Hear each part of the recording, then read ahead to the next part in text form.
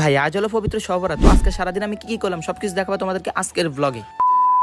আসসালামু আলাইকুম এভরিওয়ান, কি অবস্থা সবার? আশা করি সকলে ভালো আছেন। গাইজ এদিক দিয়ে আমি সকাল সকাল ঘুম থেকে উঠে গেলাম। তো এদিক দিয়ে আমার মামাতো ভাই আর খালাতো ভাই তারা বলছিল তাদেরকে একটু ক্যামেরার মধ্যে নিতে। যাই হোক হালকা করে তাদেরকে ক্যামেরার মধ্যে নিয়ে নিলাম। গাইজ এদিক দিয়ে আমার নানি ঘরের সবার জন্য দই ভাগ করতেছে। তো আমার ভাগটা আমার কাছে চলে আসলো। যাই হোক দেরি না করে আমার ভাগটা আমি খেয়ে নিলাম। ভাই এদিক দিয়ে আমার প্রচুর পরিমাণে ঘুমে ধরছে, তাই আর কি দেরি না করে একটু ঘুমিয়ে নিলাম। গাইজ ঘুম থেকে উঠে পর আমার গোসল করার একটু শখ হলো, কারণ অনেকদিন ধরে নানুদের বাড়ির পুকুরে গোসল করি। তো আমার থেকে 10 টাকা নিয়ে একটা সাবান কিনে পুকুরের মধ্যে নেমে পড়লাম। বিশ্বাস করেন গাইজ এই পুকুর পানি এত ঠান্ডা ছিল আমার বাইঙ্গের বেড়া উঠে গেছে। যাই হোক সকালের ফুটেজ দিনে তো এখন মাগরিবের পরে চলে আসলাম মসজিদের দিকে। কিছুক্ষণ আগে আমি বন্ডা ছিলাম আর এখন হয়ে গেছে আমি আল্লাহর ওলি। গাইজ আমাকে কেমন লাগতেছে অবশ্যই কমেন্টস করে জানাবেন। গাইজ এদিক দিয়ে বাইরে এসে দেখতেছি বিরিয়ানি রান্না হইতেছে। মূলত এই বিরিয়ানিটা আজকে মসজিদের মধ্যে দিবে। যাই হোক ইতিমধ্যে মসজিদের মধ্যে ওয়াজ শুরু হয়ে গেছে। তো আমি আর আমার মামাতো ভাইরা বসে বসে ওয়াজ শুনতেছিলাম। যাই হোক গাইজ এদিক দিয়ে লক্ষ্য করে দেখেন পুরোটা মসজিদ খালি, কিন্তু এখন বিরিয়ানি দেওয়ার সময় পুরোটা মসজিদ ভর্তি হয়ে গেছে। ভাই আর দেরি না করে আমি আমার বিরিয়ানি বাগটা বুঝে নিলাম। গাইজ এদিক দিয়ে মামাতো ভাই সাইফ আর নীরব বিরিয়ানি খেয়ে অনেক খুশি। তো তাদের খুশি দেখে আমার নানা খুশি হয়ে গেছে। তো গাইজ বিরিয়ানি বাসায় এসে বিরিয়ানির মধ্যে একটা চুমুক দিলাম। যাক আমি বিরিয়ানি খেয়ে আজকের ভিডিও এতটুকুই। আল্লাহ হাফেজ।